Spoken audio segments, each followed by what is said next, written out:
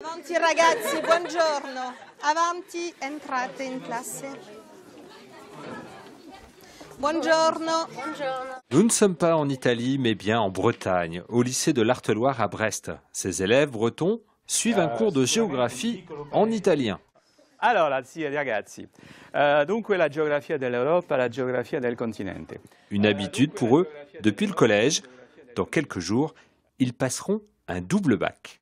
Ils vont passer un bac franco-italien avec des épreuves communes en France, en Italie et en France. C'est la première génération, le premier groupe d'élèves qui arrive à l'examen de ce baccalauréat franco-italien qu'on appelle l'esame di Stato, l'ESABAC. À raison de 5 à 6 heures d'italien par semaine, ces élèves ont vraiment l'impression de progresser rapidement. Je parle beaucoup mieux par exemple l'italien que l'anglais, alors que l'italien, enfin l'anglais par exemple, je fais ça depuis le CE2 et l'italien depuis la 4e. En ayant cours d'histoire, de géo et d'italien en italien, on a plus d'occasions de pratiquer la langue. Puis grâce au voyage, on apprend plus vite. Et les voyages, les jeunes en redemandent vers Empoli, la ville jumelée avec l'établissement de l'Arteloire, ou d'autres destinations.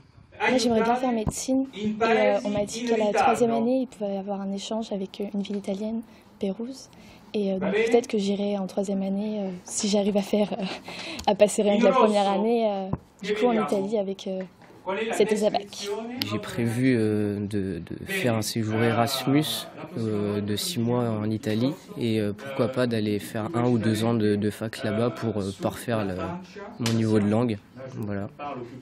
Cette filière européenne existe seulement depuis 2011 à Brest. Dans l'académie, seule une dizaine d'établissements proposent des filières internationales. Il faut en effet trouver des professeurs bilingues et surtout très motivés. Ma lui legge bene la poesia. Vous êtes bilingue? Oui, enfin bilingue, disons j'essaie. Oui, bien sûr, on essaie d'avoir une double culture. On va à la rencontre d'une autre culture, même si elle est proche de la nôtre, il y a quand même des différences, de l'art, de plein de choses. Donc on va à la rencontre de nos voisins européens. Ça leur donne une autonomie dans le travail, une autonomie qu'ils acquièrent aussi quand on fait des voyages en Italie, quand ils vivent au sein de familles italiennes. Après, personnellement, c'est aussi un enrichissement. En France, seulement 7% des élèves suivent ce type de cursus. Pas facile pour ce proviseur de remplir ses classes bilingues. C'est quand même une filière assez exigeante et donc il faut que les élèves s'engagent et quand ils s'engagent à partir de la seconde, ils en ont jusqu'à la terminale pour passer leur bac, leur double bac italien et français. Et bon, c'est un engagement.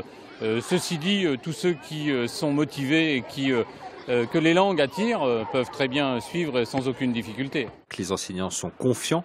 Le double enseignement a aussi des vertus sur la réussite au bac national.